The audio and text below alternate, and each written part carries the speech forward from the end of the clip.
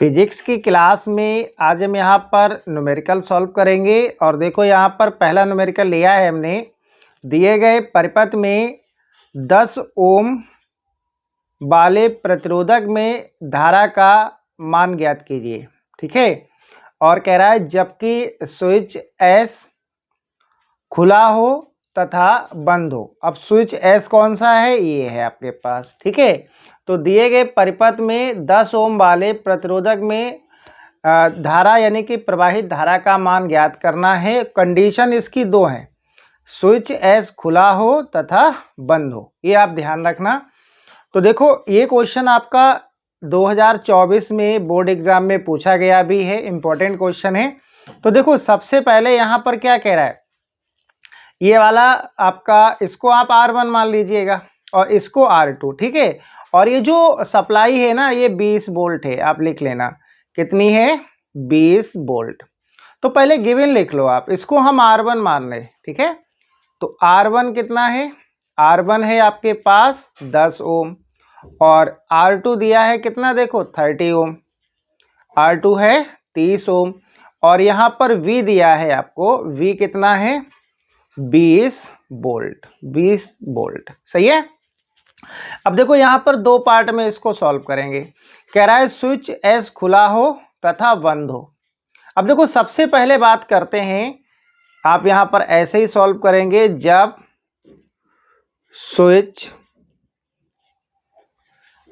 S खुला हो, खुला हो, ये आप ध्यान रखना। स्विच एस क्या है, ओपन है, खुला है। अब देखो जब ये स्विच एस खुला होगा तो धारा इसमें प्रवाहित होगी दोनों में। ठीक है, तो यहाँ पर पहले आप तुल्य प्रतिरोध निकालेंगे। तो R इक्वल टू क्या होगा, दोनों श्रेणी क्रम में होंगे, तो आप यहाँ फार्मूला लगाएंगे R1 प्लस R2। R1 कितना है 10 प्लस 30, तो यहाँ पर R आ जाएगा आपका 40 ओम। समझ में आ गया होगा। ठीक है, तो पहली कंडीशन में तुल्य प्रतिरोध कितना आ जाएगा, 40 ओम। तो आप पहली कंडीशन में फिर धारा का मान निकालेंगे और धारा का फार्मूला क्या लगाएंगे आप, I इक्वल टू, फार्मूला होता है आपका I equal to V upon R। B कितना है, B देखो दिया है 20 वोल्ट, तो 20 बटे R 40। ठीक है, तो अगर आप इसको सॉल्व करेंगे तो देखो 0 से 0 कट जाएगा और 2 2 जा 4 होता है, यानी कि ये आ जाएगा आपका 1/2। और 1 में जब आप 2 से डिवाइड करेंगे तो यहाँ से धारा निकल के आ जाएगी 0.5 एम्पियर। ठीक है, यानी कि जब आपका स्विच खुला है तब परिपथ में धारा आएगी 0.5 एम्पियर। समझ में आ गया होगा आपको। अब देखो अगला पार्ट इसमें क्या कह रहा था कि जब स्विच एस बंद हो। ठीक है, तो यहाँ पर लिखना आप, जब स्विच एस बंद हो। अब देखो जब बंद होगा, ये वाला क्लोज होगा, तब क्या होगा, उस कंडीशन में जो आपका तुल्य प्रतिरोध होगा R, वो R1 के इक्वल हो जाएगा, यानी कि R इक्वल टू होगा R1 और ये आएगा आपका 10 ओम। ठीक है, तब आप धारा निकालेंगे। धारा क्या आएगी बेटा, ये आएगी I equal to V upon R और B कितना है 20, R कितना है 10।